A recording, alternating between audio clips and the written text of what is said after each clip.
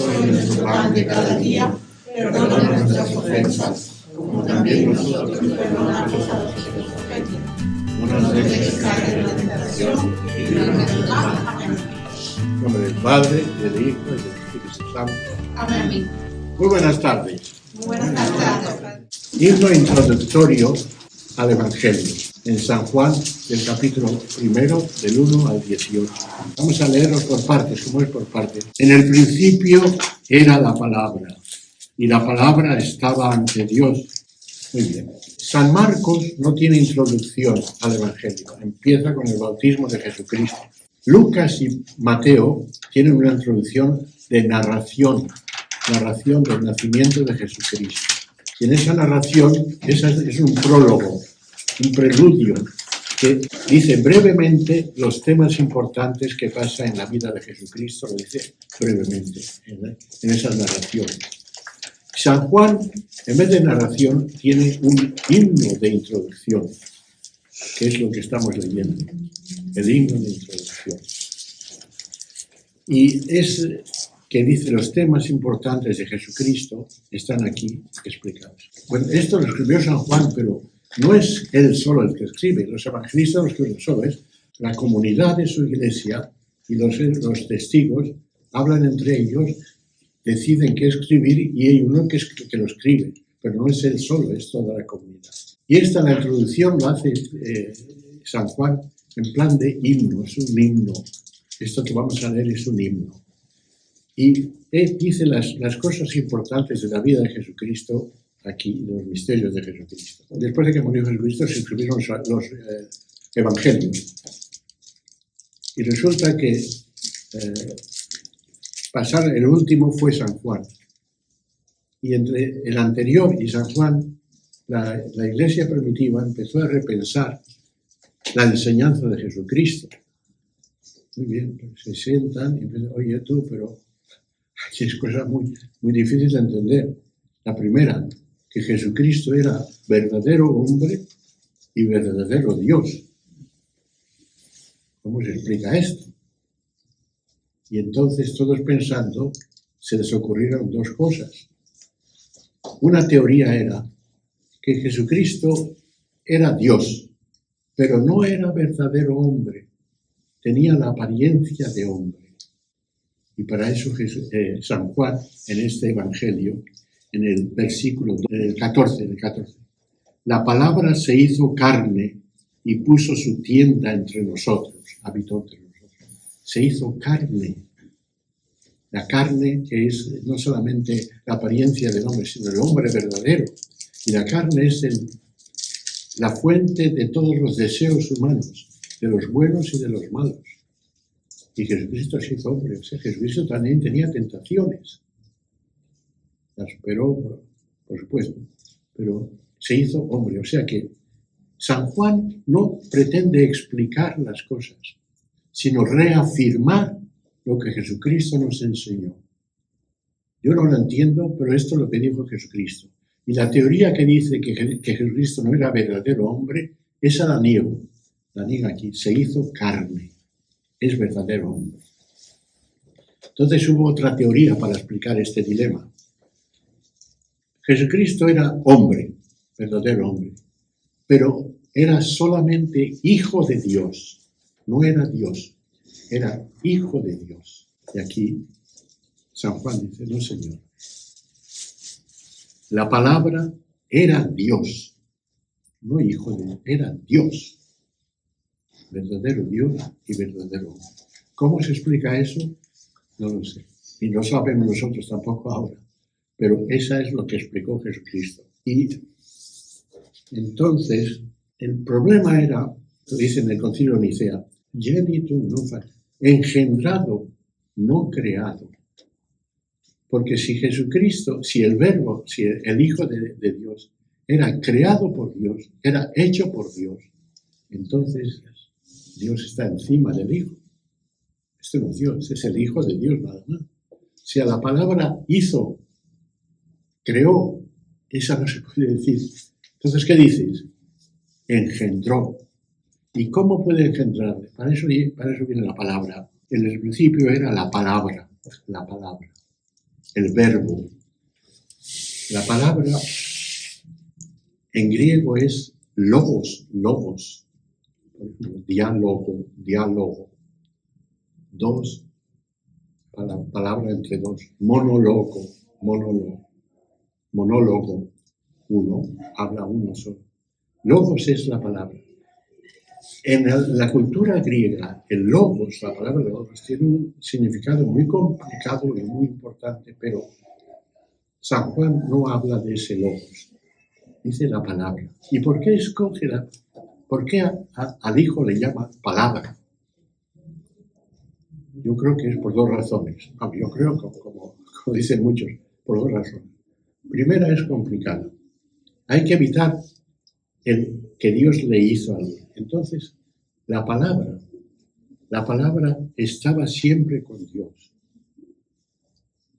Hay palabras en nuestras que las creamos en el momento, superficiales, pero hay palabras muy importantes que tenemos en el fondo del corazón y llevan mucho tiempo en el corazón y salen espontáneamente. Por ejemplo, se contó alguna vez, un ejemplo, una señora de un matrimonio, 60 y tantos años juntos, se pegaban muchos, pero muy bien avenidos, y murió el marido y la familia en el entierro, todos lo saben, se fueron ya, vámonos, y la esposa, la mujer, viejecita, dice, yo me quiero quedar un poquito más. Muy bien, quédate, ya te esperamos fuera. Y ella se queda sola de pie delante de la tumba, sola, mucho tiempo. Como no salía, entra un nieto de ella y dice, abuelita, vámonos ya, que es muy tarde. Y entonces, antes de decir eso, le oyó las palabras que estaba diciendo la viejecita. Decía en japonés, arigato, arigato, gracias, gracias, gracias. No decía más que eso. Todo el tiempo, mucho tiempo diciendo arigato, arigato. Esa palabra, arigato, esa no la hizo ella. Esa palabra la tenía dentro de su corazón, en el fondo de su corazón durante 60 años. Y en ese momento salió espontáneamente. No la creo. Es una cosa así, yo creo que eso es lo que pensaba San Juan cuando eligió la palabra, llamarle a Dios, al Hijo de Dios, llamarle palabra. Dios tenía al Hijo siempre con él y se engendró. No pretendo decir que con esto he resolucionado el problema, pero digo, por ahí va la cosa. Otra razón por la que San Juan eligió llamar palabra al Hijo de Dios es porque el Hijo de Dios nos expresa lo que es Dios, nos manifiesta lo que es Dios, nos transmite las palabras que Dios quiere decirnos. Por eso le llama palabra. Y dice, en el principio era la palabra, estaba la palabra. Algunos dicen estaba, otros dicen era, estaba la palabra. En el principio, ¿qué significa eso el principio? El Antiguo Testamento también empieza en el principio y el Nuevo Testamento en el principio. Principio significa que antes de que las cosas existieran, existía Dios. Antes de que todo lo que existe empezara a existir, existía Dios. Puedes decir que la creación fue hecha por un Big Bang, la explosión de lo que sea, pero antes del Big Bang estaba Dios. Es lo que quiere decir en el principio. Por eso Jesucristo es verdadero Dios y verdadero hombre. No lo explica, pero lo ratifica. Seguimos con esto. Por la palabra se hizo todo, y nada llegó a ser sin la palabra. Todo lo que ha nacido, nació de la palabra de Dios. Aquí hay otro problema. Empezar a pensar, si Dios es bueno, ¿por qué hay mal en el mundo? ¿Por qué hay toda esa maldad en el mundo? ¿Y por qué hay tanto sufrimiento en el mundo? Si Dios es bueno y nos quiere, ¿por qué la gente sufre? vaya problema. Entonces hubo una explicación. El dualismo. El mal lo creó el diablo, el demonio, y el bien lo creó Dios. O sea, no hay problema. Dios no es responsable del mal que hay en el mundo, ni del sufrimiento. Eso lo ha hecho el demonio, el diablo. Dios hizo lo bueno. Una explicación muy convincente, pero dice San Juan, eso no es lo que enseñó Jesucristo. Dios lo hizo todo. Todo. Por la palabra se hizo todo y nada llegó a ser sin la palabra. Todo lo ha hecho. Entonces nos queda el problema. ¿Por qué la gente sufre? Y sobre todo, ¿por qué hay gente que sufre tanto? Es un problema que nunca lo comprenderemos del todo. Se pueden explicar muchas cosas, pero nunca llegaremos a comprenderlo del todo. Se puede explicar, intentar. La causa del sufrimiento y del mal en el mundo son estas dos causas. Las leyes de la naturaleza, pues el tifón, el incendio que hay ahora ahí, que no fue natural, los terremotos, las leyes de la naturaleza y la libertad humana.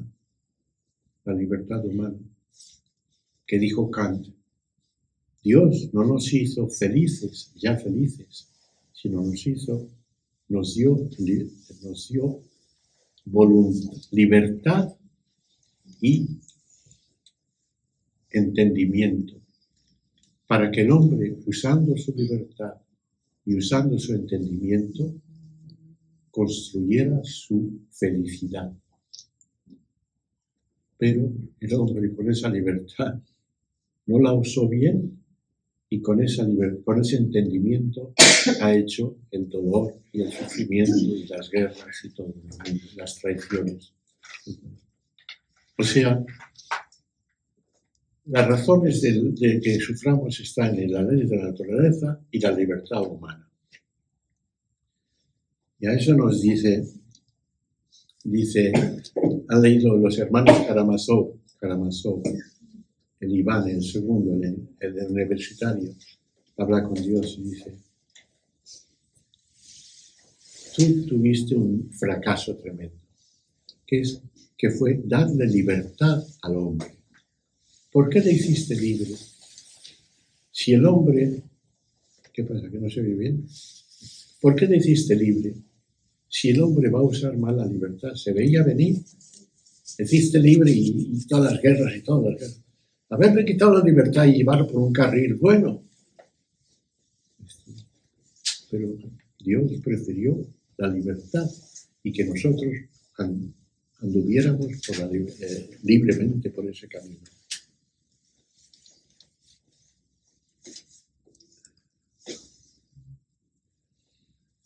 Pero volviendo, y de las leyes de la naturaleza, dice Albert Camus, el novelista francés, dice, él es ateo también, es ateo.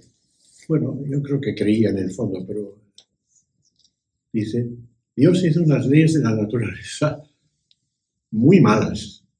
Si nos hubiera dejado a nosotros, a los hombres, hacer las leyes de la naturaleza, hubiéramos hecho una cosa mucho mejor. Es un dicho muy bonito, pero ciertamente la ley de la naturaleza nos causa unas tragedias tremendas. Pero Dios respeta la libertad humana y respeta las leyes de la naturaleza. Con lo cual es inevitable que suframos. Puede evitarlos con un milagro, creemos que puede, pero no va a estar haciendo milagros continuamente. Lo que quiere Dios es, ya os conté varias veces, me parece, la inundación y el viejo que sube al tejado de su casa y le llega el agua a las rodillas y llega un bote salvavidas venga usted, señor, que ya viene mucha agua. No, yo creo en Dios, Dios me salvará. Venga usted, y se va. Y era otro bote de agua ya hasta el cuello. Súbase que esto está peligrosísimo, que no, que yo creo en Dios, Dios me salvará. Váyanse, a usted mismo, anda, y se va. Llega el tercero, la nariz, que se ahoga usted, súbase, que no, que me va. Sube el agua, se ahoga y se muere.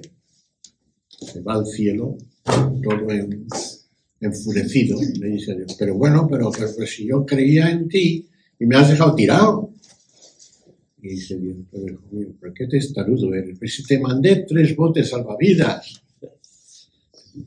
O sea, Jesucristo lo que quiere, Dios lo que quiere es que nos ayudemos unos a otros. Nos ayuda a través de nosotros. A través de nosotros. Lo que pasa es que nosotros preferimos pasarlo bien en el carnaval antes de ser botes salvavidas. Y por eso la gente se queda tirada. Es culpa nuestra de no ayudar. Ahora, queda siempre el problema. Por mucho que intentemos ayudarnos, siempre habrá personas a las que no les llegue el bote salvavidas, a las que sufran demasiado. ¿Y qué pasa con ellos? Eso es muy complicado de explicar. Es un misterio. Dice Endo Saco, el novelista católico, antiguo fiel de esta iglesia, ya murió, El silencio, ¿no han leído esta novela? Está en español también, El silencio, la persecución de los cristianos. Bueno, uno que le estaban mortificando, torturando, y por la noche le dejaban libre, y al día siguiente otra vez, y por la noche estaba en su cuarto pequeño rezando, Señor, ayúdame, ayúdame, sálvame, sálvame. Y no había respuesta, el silencio. Pero de pronto empezó a oír una palabra muy suave, muy suave. Esta es la palabra de Jesucristo. Y Jesucristo decía, conozco tu pena, conozco tu dolor, conozco tu pena, conozco tu dolor. Solo eso. Así nos ayuda. Él lo que quería es que le liberase de esa tortura. Por eso no le libera. Pero está contigo. Conoce, te comprende, te quiere, te abraza y sufre contigo. Eso es lo que hace. No solamente sufre con nosotros, sino que desde dentro nos ayuda a convertir ese dolor no en odio, sino en amor. Nos lleva a agradecer y a entregarnos, a creer a Dios. ¿Y Jesucristo qué es lo que hizo? Jesucristo nos dijo muchas veces, yo tengo que sufrir y me torturarán. Y el hombre tiene que sufrir. Lo dice muchas veces, pero nunca dice por qué. ¿Por qué tengo que sufrir yo? Seguro que lo pensaba. ¿Por qué me ha tocado a mí esto? ¿Por qué tengo que sufrir yo? Nunca lo preguntó. Porque creía en Dios, creía en el Padre y amaba al Padre y nos amaba a nosotros. No lo entiendo, pero en tus manos encomiendo mi espíritu. Esa es la fe. Esa es la fe. O sea, que no comprendemos del todo, pero creemos en Dios. Creemos en el amor de Dios, a pesar de todo. A pesar de todo. Muy bien. Seguimos un poco. En el versículo 6. Vino un hombre enviado por Dios que se llamaba Juan. Vino para dar testimonio como testigo de la luz. El problema de Juan. Juan era un profeta que era estimadísimo. Tenía unos discípulos que creían que el verdadero Mesías era Juan, no Jesucristo, no Jesús, Juan. Y entonces, cuando murió Jesucristo, en la iglesia había mucha discusión que a ver si era Juan el verdadero o Jesús el verdadero. Y Juan Evangelista pone las cosas claras. la verdadera luz es Jesucristo. Y Juan es el testigo de esa luz, nada más. Y entonces sigue hablando, no lo leo todo. Hay gente que le acogió a Jesucristo y gente que no le acogió. Eso pasó en la vida de Jesucristo y pasa a todos. Pero dice, a los que le acogieron, a los que le recibieron, les dio posibilidad de ser hijos de Dios. Y nos dio la gracia. La palabra se hizo carne y puso su tienda entre nosotros. Y hemos visto su gloria. ¿Qué es la gloria de Dios? ¿Qué es la gloria de Jesucristo? Lo decimos mucho. Gloria, entre las personas humanas, la gloria es la manifestación de su fuerza, de su habilidad. Por ejemplo, el que recibe el premio Nobel manifiesta su inteligencia. El que recibe una medalla olímpica manifiesta su habilidad, su fuerza, lo que sea. Y Dios, ¿qué habilidad tiene Dios? La fuerza, la habilidad de Dios es el amor. O sea, la manifestación del amor es la gloria de Dios. La manifestación del amor es la gloria de Dios. Por eso cuando cantamos en el Gloria, hoy hemos cantado Gloria de Dios en la tierra, en el cielo, y paz en la tierra a los hombres que aman al Señor. Gloria a Dios en el cielo y en la tierra paz. La paz es amor. La paz es la gloria de Dios. La gloria de Dios en el cielo es la paz de los hombres en la tierra. La paz es amor. Y todo el amor es la expresión de la gloria de Jesucristo, de Dios. Lleno de gracia y de verdad. Estaba lleno de gracia y de verdad. ¿Qué es la gracia? Jesucristo es lleno de gracia. La gracia es que Dios es la gracia la gracia de la salvación. Que Dios nos perdona, Dios nos acepta y Dios nos abraza. Esa es la gracia. Dios te perdona, Dios te acepta y Dios te abraza. Luego también la gracia tiene estas facetas. Es sentir la cercanía del Dios que te parecía lejano. Dios nos parece lejano a veces. Te da un poco de miedo. Pero cuando tienes la gracia, sientes la cercanía amorosa de Dios que te abraza. Esa es la gracia. Sentir que Dios te quiere y te abraza. Y al mismo tiempo, sentir que Dios te ama, sentir que las personas te aman más de lo que tú crees, y sentir profundamente el deseo de amar. O sea, sentir que te aman y sentir el deseo de amar. Como dice la Madre Teresa, la vida es la alegría de amar y la alegría de ser amado. La alegría de amar eso es lo que te hace la gracia. Deseo de amar y sentir el amor de ser amado. La gracia y la verdad, lleno de gracia y de verdad. ¿Qué es la verdad? Para la filosofía griega, para la mentalidad griega y también nuestra, la verdad es lo opuesto a la mentira, lo opuesto a la hipocresía, lo opuesto a la falsedad. Esa es la verdad. Y eso es lo que queremos nosotros, por supuesto. O sea, que lo que piensas está de acuerdo con la realidad. Eso es la verdad. Pero para los judíos, entonces, la verdad es más que nada la fidelidad. La fidelidad. La verdad de Dios es la fidelidad de Dios a la alianza que prometió amarnos y protegernos. Y Dios es fiel y cumple esa alianza, pase lo que pase. Esa es la fidelidad. La verdad, esa es la verdad. ¿Conocéis la historia del perro, el Hachiko? Ahí en Shibuya, el Hachiko, que murió su dueño y el perrito iba a esperar 10 años todavía esperando.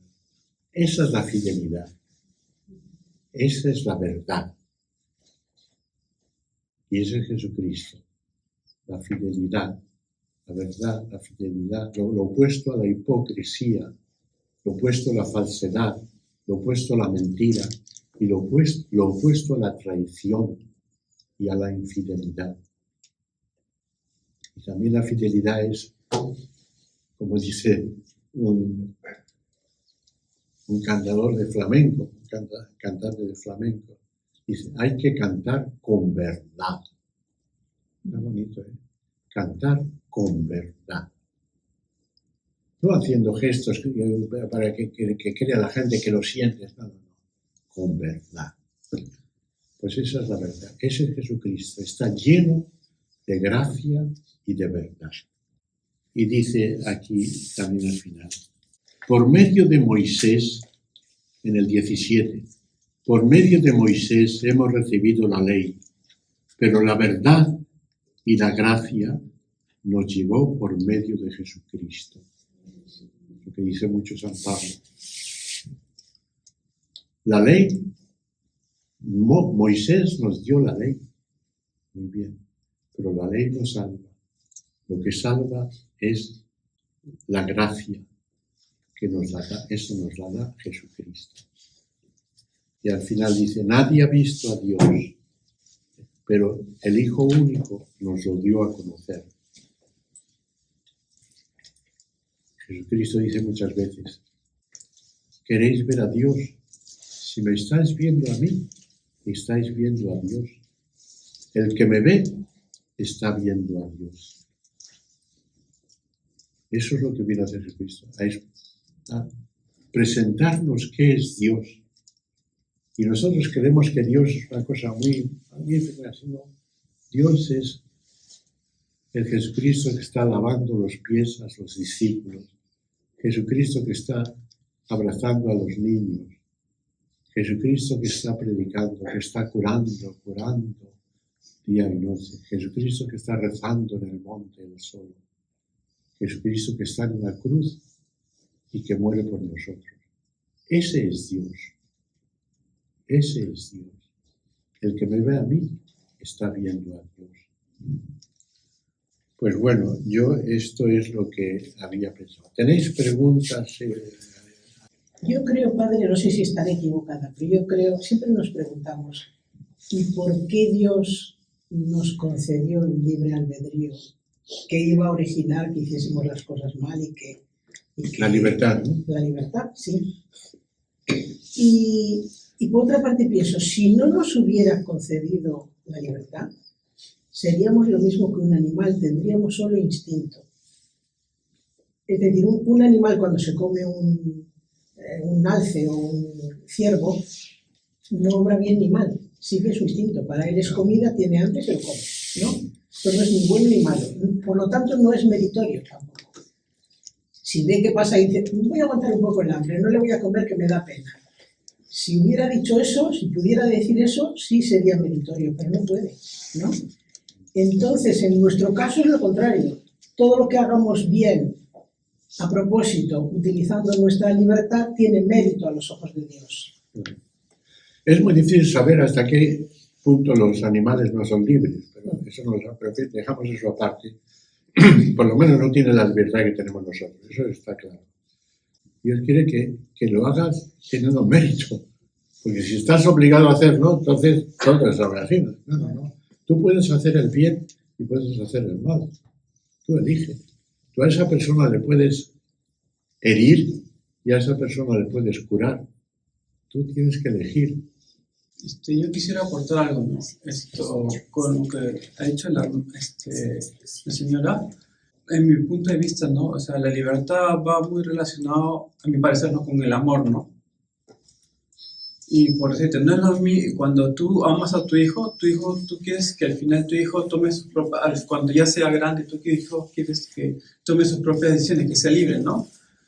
Y no quieres que lo sigas manteniendo, encerrando todo eso, no sé, es tu hijo, no es tu mascota, ¿no? No es tu pertenencia. No es tu mascota, no es tu pertenencia, como dicen. Así es. ¿Qué? ¿Cómo acabar con el mal? ¿Cómo acabar con esta abofetada limpia? No hay manera. Si es que lo tenemos, pues, Lo tenemos dentro. el origen de todos los males es el egoísmo y la soberbia. Egoísmo y soberbia. De ahí sale todo, el pecado original. De ahí sale todos los males. Y eso lo tenemos dentro y no lo podemos sacar del todo. Lo que hay que hacer es hacer lo contrario del egoísmo y de la soberbia. El egoísmo es pensar solo en ti, pues el amor. Por eso Jesucristo dice, mi mandamiento es que os améis los unos a los otros. Eso es lo que va en contra del egoísmo que lo tenemos totalmente dentro. Y la soberbia, pues que seamos más humildes. Que seamos más humildes. Porque tú fíjate, las guerras y todo eso es, lo estamos viendo ahora, no digo detalles de los presidentes estos. No, es que es egoísmo y soberbia. Y lo mismo, por ejemplo, en España, los catalanes o los vascos, que quieren, que se sientan independientes, me parece muy bien, bueno, pero que son españoles, pero algunos quieren la independencia. ¿Pero por qué? Por egoísmo y soberbia. Porque ellos se creen que son más superiores al resto de España. Soberbia. Y también tienen más dinero, tienen más industria. En cambio, en el sur de España, que llueve poco y eso, pues son pobres. Y quieren separarse, ellos con todo el dinero, y a estos que les parte un rayo. Egoísmo y soberbia. Eso es lo que me molesta a mí de esta independencia. Todo se mueve por ahí, el egoísmo y la soberbia. Y de ahí salen todos los males. O sea, ¿cómo acabar? Pues cada uno y cada nación y eso, amarnos los unos a los otros. Compartir y ayudarse y compartir. Perdonarse y ceder. Vivir a gusto y en paz con los demás. Esto es lo que nos quiere decir. Esta es la solución, pero a ver quién la hace. Hay que hacer que cada uno lo hagamos, intentamos hacerlo. Y así se acabaría. Pero no creo que haya un método para acabar con el mal. Es que lo tenemos dentro. Una pregunta. En el pasaje al principio, cuando dice de todas las cosas fueron hechas por Él y sin Él no se hizo nada, de cuanto ha sido hecho, yo siempre lo he interpretado como que, respecto a lo que dijo hace un momento, de alguna manera sí se puede interpretar como todo, y efectivamente es todo, pero por ejemplo, respecto al tema del mal, claro, porque el demonio fue creado, pero cuando fue creado, pues se supone que la tradición nos dice luz bella, la más excelsa de todos los arcángeles que ha existido, se rebeló contra Dios y todo, entonces el del mal procede todo de su rebelión, de su soberbia y de su desobediencia, pero que antes fue creado por Él. Y de alguna manera, como procede de Él, pero cuando acababa de proceder de Él, era bueno, pues de esa manera como que se puede resolver de alguna manera cuando dice todas las cosas, pero que no sea, que no dice, excepto el mal, que eso salió, no procede de Dios, sino que procede de algo que procede de Dios. El mal, ¿qué entiendes por el mal? Yo entiendo por el mal lo que he dicho antes, el egoísmo y la soberbia. De ahí procede todo. Por eso se reveló el demonio, ¿no? Por eso se reveló. Pero fíjate, Lucifer, la soberbia. No serviré a Dios. Y que por lo tanto se puede decir todas las cosas. Sí, todo, pero de lo que... Luego también creó todas las cosas. ¿Cómo creó todas las cosas? Mire, nosotros de Dios sabemos poquísimo. Dios es un misterio. Y decimos que Dios creó las cosas, pero ¿cómo las creó? Pues nos han dicho, pues no lo sabemos. Y sabemos que es todopoderoso y que lo sabe todo. ¿De dónde? ¿Y eso qué es? Eso, ¿de dónde lo sacamos? Nos parece lógico, si es Dios, pero vamos, no sabemos. Por eso, Hans Küng, no sé de qué, Hans Küng, que escribió cantidad de libros sobre el cristianismo, sobre la fe, sobre el ateísmo, tremendo. Pues ha muerto hace poco, hace unos meses, no, un año quizás. Y dijo al final, dice, yo ahora muero en eso que llamamos Dios. Yo muero en eso que llamamos Dios. Fíjate que ha estado escribiendo sobre Dios toda su vida. Es que no sabemos qué es. Ahora, en eso que llamamos, no sabemos qué es, pero creemos en Dios. No solamente creemos en Dios, que Dios nos ama. Esa es la fe. No es creer en la existencia de Dios, sino en la existencia que nos ama. Eso es lo difícil de creer. Y lo más agradable de creer, saber que nos quiere, pero que no lo podemos probar y a veces nos parece muy difícil de creer. Eso es la fe. Padre, me gusta la preposición esa. Muero en eso que llamamos Dios. Estamos como dentro de todo lo que existe, que todo pertenece a Dios, porque Dios es infinito, ¿no? Es bonita esa expresión. Si os digo una cosa que no os va a gustar, yo creo que la eternidad, esta es una frase muy famosa de Paul Tillich, es el ahora eterno. En la eternidad no hay tiempo. Si quitas el tiempo, ¿qué queda? Ahora. Pues el ahora eterno. Y en la eternidad no hay espacio. En la eternidad no hay espacio. Si quitas el espacio, ¿qué queda? Aquí. Aquí. El aquí infinito en el ahora eterno. No intentes imaginarlo porque no hay manera ni expresarlo, pero yo creo que por ahí va la cosa, es el aquí infinito, como he dicho, es pero infinito que no se puede expresar, y el ahora, pero un ahora y después, ahora eterno. Pero eso no significa que en el infierno estaremos como helados, así, quietos. Menudo programa. Pues sí que lo pasamos bien en el infierno. No, decía el padre Nemeseki, nos decía, es como, imagínate un ventilador a toda velocidad. Parece que está quieto. Como te descuides, metes el dedo y te acuerdas. Parece que está quieto, pero parece que está quieto de tanta velocidad que lleva. En la eternidad tendremos el amor de la cena que tiene que la eternidad es una cena con el Padre y todos comiendo, bebiendo, felices, contentos, ayudándonos, compartiendo. Eso no es materialmente, sino en el espíritu, el ambiente de esa cena, esa es la eternidad. Y la tienes no estando así, sino como un ventilador que está corriendo. No te enteras, pero bueno, por ahí irá la cosa, digo yo. Bueno, señores, va llegando la hora.